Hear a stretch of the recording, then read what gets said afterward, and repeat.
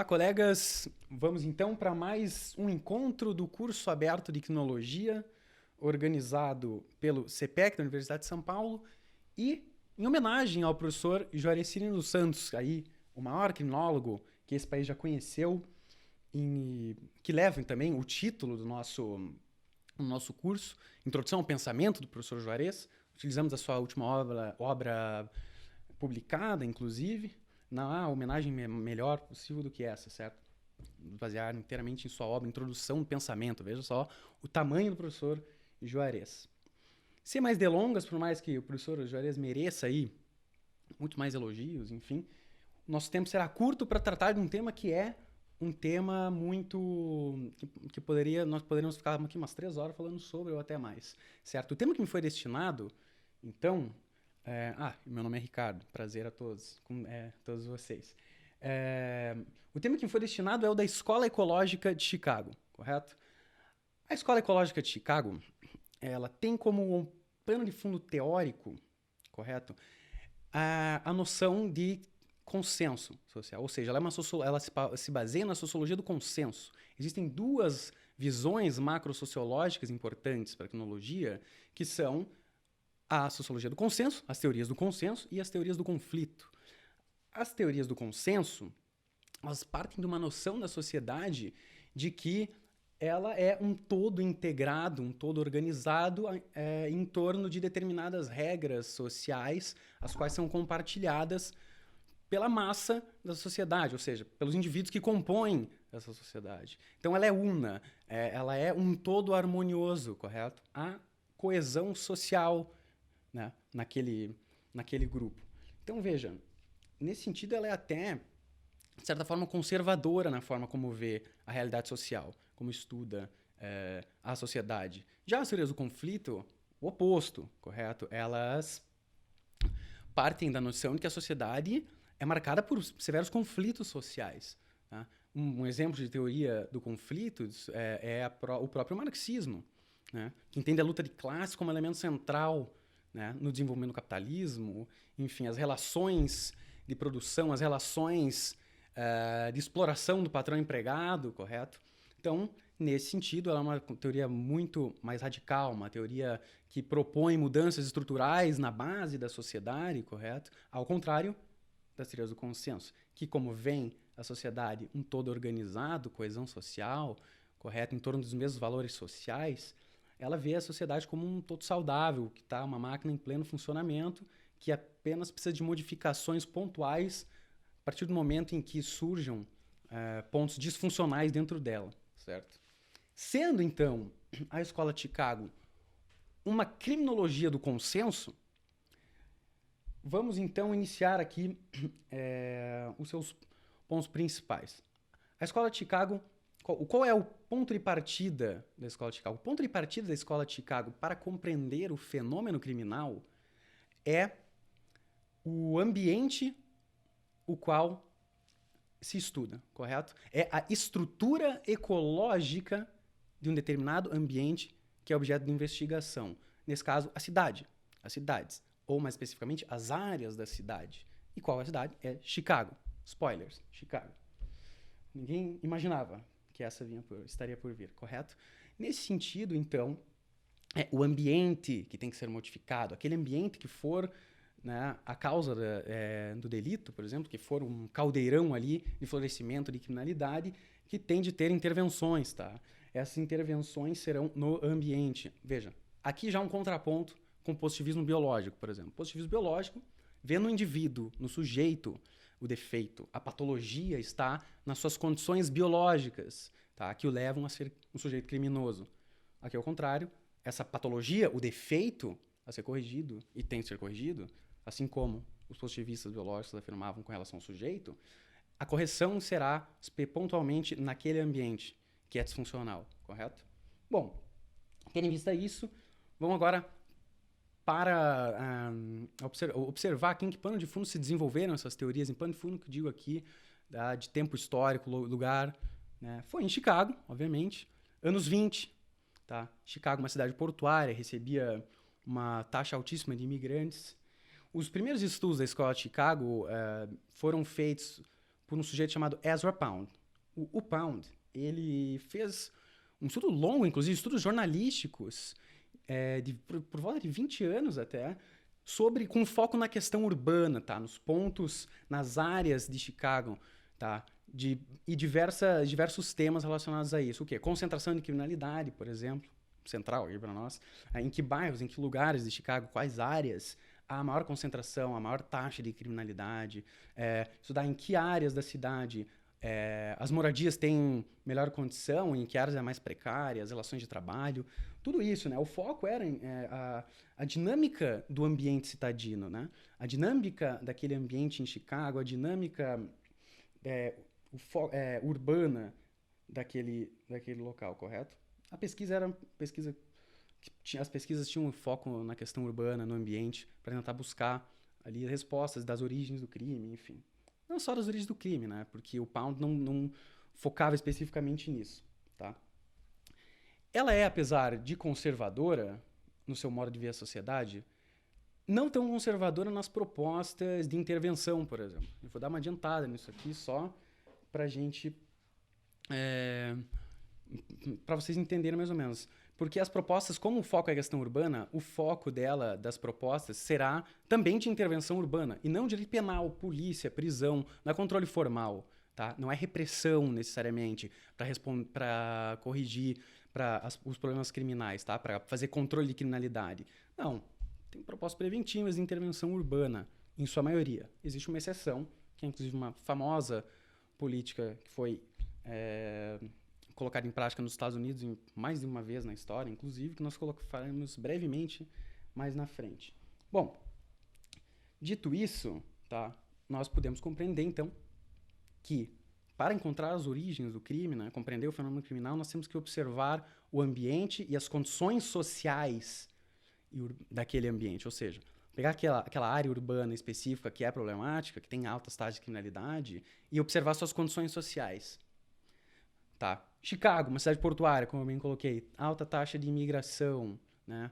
Uma cidade que passa, assim como a sociedade americana em geral, né? Um momento muito importante nesse sentido, passa de uma sociedade homogênea para uma sociedade heterogênea, não só pela imigração, mas em choques culturais fortíssimos, de valores sociais.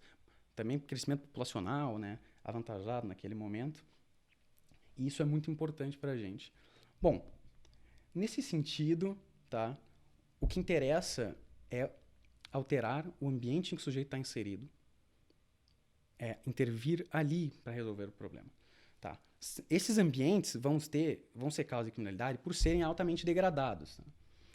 Um ambiente que, como um defeito patológico, então um defeito dentro de um todo que é saudável, de um organismo que em geral é saudável, tá? Precisa de modificações pontuais apenas nessa parte que está podre. Essa parte que está apodrecida, correto? Não precisa de alterações, modificações no todo, como as teorias do conflito em geral vão trazer para nós, né? Trazem essa necessidade. Né? O marxismo diz, não, tem que fazer revolução proletária, temos que destruir o capitalismo, enfim. Aqui nem pensam nisso. Por exemplo, dois autores muito importantes da escola de Chicago, dois teóricos muito importantes, Clifford Shaw e Henry Mackay, eles se preocupavam basicamente em observar onde estão as altas taxas de criminalidade. Tá? O que interessa é saber onde tem crime aqui, que áreas e tal, é para nós intervirmos ali. Como elas se distribuem dentro da cidade, correto? É isso que interessa. Conclusão, então, que eles não se preocupam tanto com essa parte da estrutura social como causa. Né? As causas estruturais do delito, certo? Pensando tudo isso, vamos então para uma parte que agora é central para compreender por que essas áreas, então, quais eram essas áreas disfuncionais, por quê? Com dois conceitos chaves que se interligam, evidentemente. Um linka o outro, sabe? Se complementam.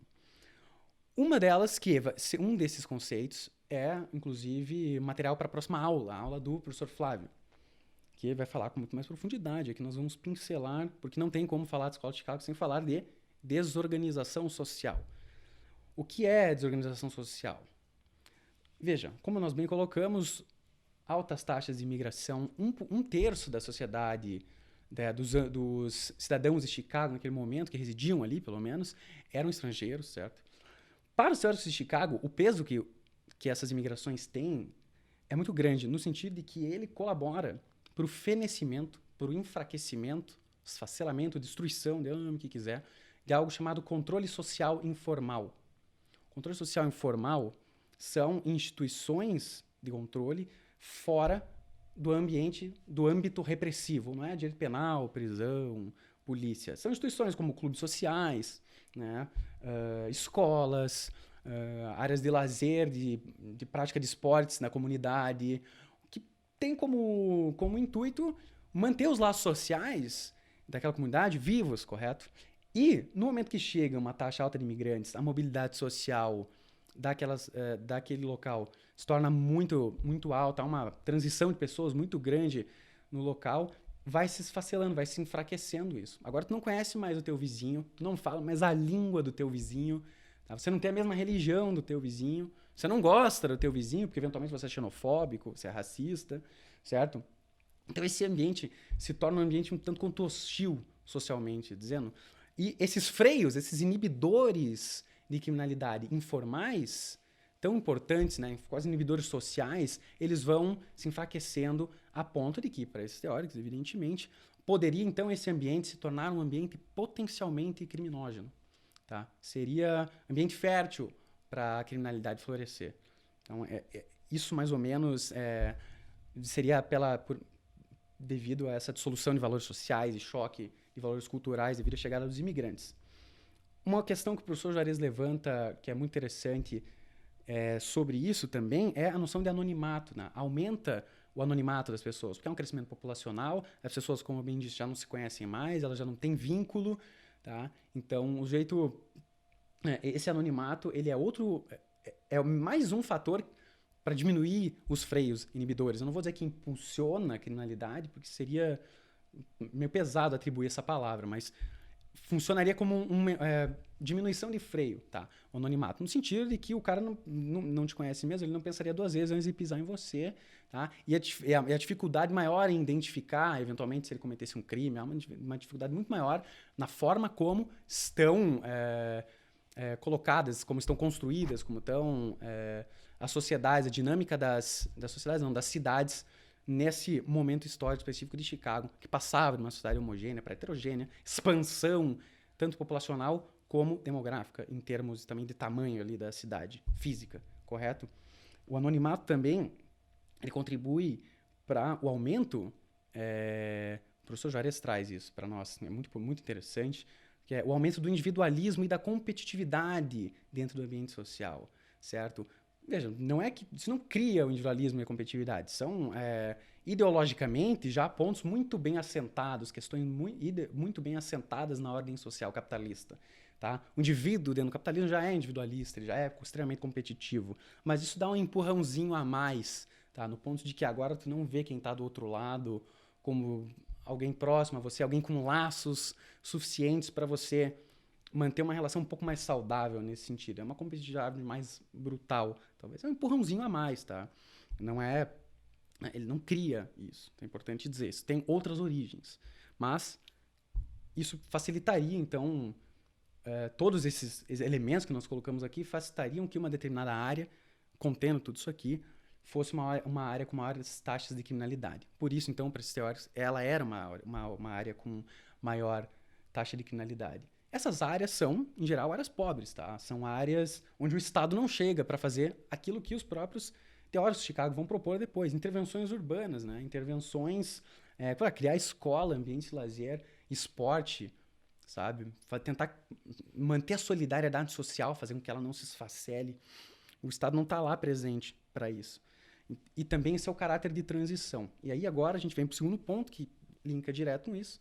Essas áreas, então, elas vão ser chamadas de áreas de delinquência. Essas áreas específicas da cidade. As delinquency areas.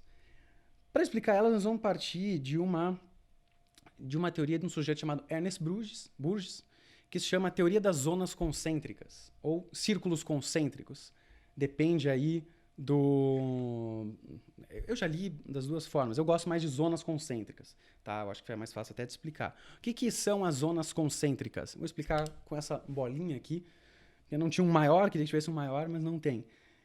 Bom, primeiro eu vou localizar as diferentes áreas da cidade de Chicago. Chicago era isso aqui. No meio, você tem o loop. Em volta do loop, temos a zona de transição. Em volta da zona de transição, zonas mais precárias, mais pobres, de classe trabalhadora mais pobre. Em volta disso, ainda uma zona média, de classe média. E por último, as zonas mais abastadas, pessoas mais ricas e maior poder aquisitivo, né? Com, obviamente, residências de muito mais alto padrão ali. As zonas médias já um pouquinho pior que ali e bem melhor que as zonas pobres, enfim.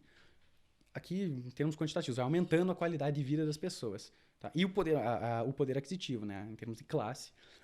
O loop era uma área comercial, industrial, área de trabalho, onde as pessoas, né, tinha uma alta circulação de pessoas, as pessoas trabalhavam ali, tinha muitas indústrias, área comercial, enfim. Em volta do loop, era uma zona bem degradada, inclusive. Em volta do loop você tem a zona de transição. Essa zona de transição aqui é uma das áreas de delinquência, é a área de delinquência, a área mais degradada possível, porque ela está sujeita ao crescimento do loop, primeiro, devido ao crescimento populacional, ao crescimento da cidade, tá? A expansão, que já é uma área degradada por si só. Ela é ambiente de constante degradação também, porque ela não mantém solidariedade social, ela não consegue, porque a chegada dos imigrantes, normalmente eles vão para lá, porque eles não têm dinheiro, eles não conseguem para a Zona Média, para outros lugares, e como eles têm um peso muito grande, para esses teóricos, nessa dissolução de valores culturais e sociais, o fato de ter muitos imigrantes chegando ali, né, é uma zona de transição. Eles chegam e saem, as pessoas chegam e saem dali. Tem muita gente querendo sair o tempo inteiro dali, porque é uma zona pobre também, uma zona extremamente degradada. As moradias são extremamente degradadas, não tem saneamento básico, é sujeira. Então ninguém quer ficar ali. A primeira oportunidade que o sujeito tem, ele sai fora. E havia ainda uma certa mobilidade social nesse tempo, coisa que a gente não vê tanto no momento que nós estamos no capitalismo, tá? Então, por ser uma zona extremamente degradada, as pessoas querem sair, é uma zona de transição. A possibilidade de manter a solidariedade social é muito menor. Os imigrantes vão massivamente para lá. Outro, né, elemento aí que vai corroborar para a impossibilidade de manter qualquer tipo de laço social, de controle informal ali. Então, essa zona seria extremamente degradada. Seria de degradação física, social, seria uma zona extremamente fértil para criminalidade, correto? Então, potencialmente criminógena. E é por isso... Criminógena, desculpa. Por isso, então, eles explicam que as taxas de criminalidade ali são tão altas. Tá? Quanto às outras áreas, elas vão cada vez tendo menores taxas de criminalidade, enfim. E melhores condições de vida, melhor qualidade de vida, né? Enfim. Queria fazer citar aqui quanto a isso, um filme específico que tem um momento... O foco dele não é bem esse, mas tem um momento muito interessante para a gente falar das zonas concêntricas. Porque, veja, cidades hoje no capitalismo, como ele está configurado, na sua configuração atual, nesse estágio de desenvolvimento dele, o centro não é a área mais degradada já. A área mais degradada é as periferias, os bairros mais distantes. O centro, inclusive, o preço de um aluguel, para você comprar um apartamento no centro de São Paulo, é absurdo, é exorbitante. Nenhuma pessoa pobre imigrante pobre que vem para cá agora consegue morar ali pelo centro de São Paulo. Não tem condição nenhuma, só se for morar na rua. Né? E tem, né? Muito isso. Então, a configuração do capitalismo atual é diversa dessa, é muito diferente. Então, não dá pra gente comparar. Mas, esse filme se chama O Preço do Amanhã. É um com Justin Timberlake, inclusive. No Preço do Amanhã, as pessoas têm o tempo de vida delas no braço como um tempo vivo, assim. E quando acaba esse tempo aqui, o sujeito morre. O salário delas também é o tempo. Né? Então, o cara corre contra o tempo, literalmente, todo momento. Esse tempo, as zonas da cidade são divididas em zonas do tempo. Cada zona é uma coisa. A zona que esse cara vive, que o Will Salas, que é o Justin Timberlake, vive, o protagonista, é uma zona industrial, que é a última. Ela é suja, cinza, de pessoas pobres, mal vestidas, desgraçadas, completamente. O tempo inteiro o pessoal tá com o rosto inteiro sujo, se for reparar. Altíssimas taxas de criminalidade, tá? Zonas muito degradadas. Em um momento do filme, ele consegue um dinheirinho, um tempinho, né? E ele vai fugir dali. Quando ele vai fugir, ele tem que passar por pedágios, que são zonas do tempo. Cada pedágio cobra um valor absurdo para ele sair. Então é interessante esse filme que até ele chegar na zona gourmet lá, que seria meio que a Jardins do filme, né? O nome eu não me lembro de lá, então vou chamar de Jardins aí do filme. O cara chega a pagar 1 ano em um dos pedágios, e são 12 pedágios. Tá? Então isso é meio que uma forma de tornar literal a impossibilidade, o quão baixa é a mobilidade social na configuração atual do capitalismo, tá? Uma espécie de literal de darwinismo social ali no filme. É muito legal, assistam, que apesar de não ser diretamente sobre o nosso tema, posso que vocês vão gostar. Bom, explicadas essas questões das áreas de delinquência, do loop, das zonas de transição, as teorias de zonas concêntricas, desorganização social, a gente passa então para as propostas de intervenção, como a gente estava falando. São espécies de propostas de intervenção não repressivas, né? Intervenções, em geral, urbanas, tá? Aquilo que a gente são intervenções na comunidade com o intuito de manter ou reestabilizar o controle social informal. Reestabilizar o controle informal, reestabilizar a solidariedade social naquela região, os laços sociais, tá? Com o quê? Com mais áreas de lazer, mais esportes no bairro, clubes sociais, escolas, e aí precisa de Estado, né? Lógico. Intervenções urbanas no sentido de iluminação, pintar, fazer muros bonitos, né, nas ruas para não ficar aquela coisa suja, que cheira mal, certo? Esse tipo de intervenção para eles poderia corrigir a disfuncionalidade, o defeito que aquele ambiente tem e que é potencializador da criminalidade. Isso ajudaria a diminuir e conter a criminalidade, tá? Essa é a proposta deles, a visão deles sobre esse assunto. Apesar disso, é meio que uma noção tanto quanto reformista, né, em relação, por exemplo, às teorias do conflito. Apesar disso, existe sim um projeto político que nasce de uma teoria que se baseia na ecologia social, que é repressivo, que é autoritário, que se chama tolerância zero, que vocês vão ter com o professor Marcelo Seimer mais para frente, mas uma breve pincelada, é uma proposta repressiva, de repressão, que se baseia na teoria das janelas quebradas, no sentido que ela vê também que o ambiente que é disfuncional e tem que ser corrigido. Mas como que eles fazem isso? Eles fazem com prisão, com porrada, com polícia. Pegam pequenos crimes, como pichação, prostituição, usuários de drogas ali que tem em determinadas regiões e aumentam as penas. Punem essas pessoas, aumentam as penas para tentar coibir o cometimento de criminalidades, de crimes de maior potencial lesivo. Para eles é bom, se a gente controla esses, digamos, perdão a palavra, que vagabundinhos, a gente impede que a criminalidade de alto potencial lesivo floresça aqui. Essa era a teoria deles. E isso dá vazão, então, a esse projeto extremamente autoritário. O professor Juarez coloca. Também aqui ele escreve, é responsável pela construção de um projeto autoritário de política criminal. Tem discricionariedade aberta nisso aí. Tá? Então, importante falar sobre isso. Inclusive, quando foi aplicada a tolerância zero em Nova York a primeira vez, houve uma diminuição das taxas de criminalidade, mas que eles, obviamente, propagandearam que era porque eles puniram mais. Mas os Estados Unidos passou por um momento de bonança econômica, com amplo acesso ao consumo das classes trabalhadoras, amplo acesso, pleno emprego, tá? Inclusão social.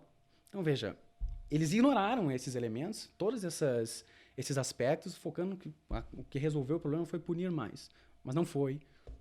Esses aspectos econômicos e sociais têm uma relevância muito grande na diminuição de criminalidade naquele momento. Bom, passando então para o final agora, que são limites e críticas da abordagem ecológica, tá? Primeiro, por ser uma teoria do consenso, não alcança a crítica profunda das estruturas sociais, tá? Não é capaz de chegar à raiz do problema, ela não é capaz de encontrar as origens estruturais do delito, tá? Ela não é capaz de chegar nessa profundidade crítica, certo? Porque vê a sociedade como um todo organizado, como tudo certo, tá tudo certinho aqui. Então, eles vão ser incapazes de chegar nesse nível de crítica, certo? Segundo, se limita a explicar criminalidade de massa, não entra na criminalidade dos poderosos, tá? Por exemplo, não vai lá estudar o ambiente de Wall Street, né, talvez. Relação causal entre classe e raça com criminalidade, tá? O que o professor Juarez ainda até coloca. Eles dão um peso muito grande para a imigração, por exemplo, que destacaria e até denotaria um aspecto xenofóbico desses teóricos em boa parte. O professor Juarez coloca isso no texto, até que ela pode ter um aspecto xenofóbico nesse sentido, que eles são responsáveis quase diretamente pela desorganização social, o que é um tanto complicado, certo? Então, veja, dentro disso, se as áreas de delinquência são as áreas pobres para eles, elas são sempre as áreas pobres, as áreas de maior taxa de criminalidade estão sempre ali. Só que eles não observam que talvez não seja que nessas regiões tem maior taxa de criminalidade, tem mais crimes sendo cometidos. Mas talvez pela seletividade penal, pela seletividade das instâncias de controle social, da polícia, seletividade policial, seletividade do direito penal, seletividade, enfim, né? Nós estudamos bastante isso, quando se estuda direito penal em geral, se faz essa crítica. Eles não talvez não pensam que pode ser a seletividade policial, da assistência de criminalização, certo? O professor Juarez coloca, o professor Juarez até coloca, fala, não é que é criminalidade, não é que tem mais criminalidade, tem mais criminalização. E tem fatores que colaboram para isso. Por exemplo, racismo institucionalizado na polícia, certo? Um classismo, um racismo, xenofobia. Olha, tem um monte de imigrante lá, sabe? E são alvos prioritários do controle social, da criminalização, certo? Então, a mais é criminalização e não criminalidade. Talvez seja esse o caso. Eles não levam em conta isso, os teóricos não levam em conta essa possibilidade, certo? O que nos leva também à próxima crítica aqui, que é a do conceito do delito. Eles não questionam o conceito de delito. Tá? Como o próprio professor Maurício colocou na aula dele sobre positivismo, levam o conceito de delito como ahistórico. Por exemplo, o Maurício deu até o exemplo da homoafetividade, que já foi crime em um determinado período histórico, em um determinado local, e hoje é protegida pelo direito. Sabe? Protegida pelo direito já foi crime. Então, quando ela não questiona o conceito de delito, a construção dele, e toma ele como algo dado, como posto, há um limite em compreender a criminalidade, certo? Quem vai fazer isso aí são os teóricos do labeling approach depois, que vão questionar, né, o crime como uma construção social, né, a noção de empreendedores morais, enfim, etiquetamento, né, desontologização do delito, enfim. E por último, a cifra oculta do delito, que eles ignoram também. Não tem como, eles trabalham só com dados oficiais, né, e a cifra oculta do delito são os crimes não reportados ou os crimes que não entram na estatística. E é um universo muito grande de delitos. É bem mais do que é reportado. Então, você tentar buscar as causas do crime aí tem certas limitações. Bom, dito isso, acabou a aula aqui. E nós temos agora a indicação de bibliografia. Vou indicar para vocês 2 capítulos de 2 livros e um livro inteiro, certo? Esses 2 primeiros estão já como referência no professor Juarez, tá?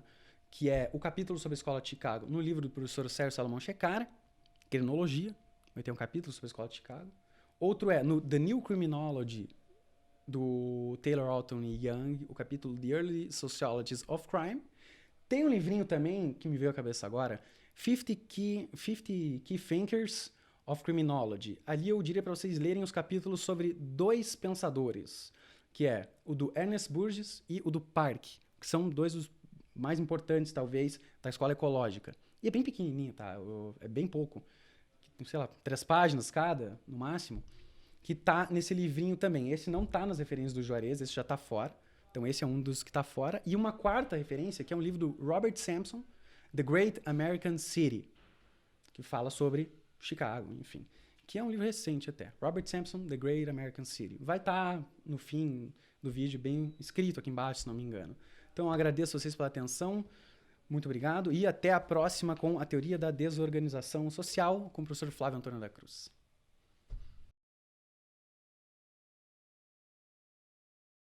Querido professor e grande mestre Juarez Serino dos Santos, receba meu abraço carinhoso, minhas sinceras homenagens, porque já vai uma amizade de 3 décadas e o senhor sempre nos brindou aqui em Minas Gerais com brilhantes palestras para nossos alunos. É uma satisfação poder usufruir do conhecimento do senhor e da sua grande amizade. Um abraço afetuoso.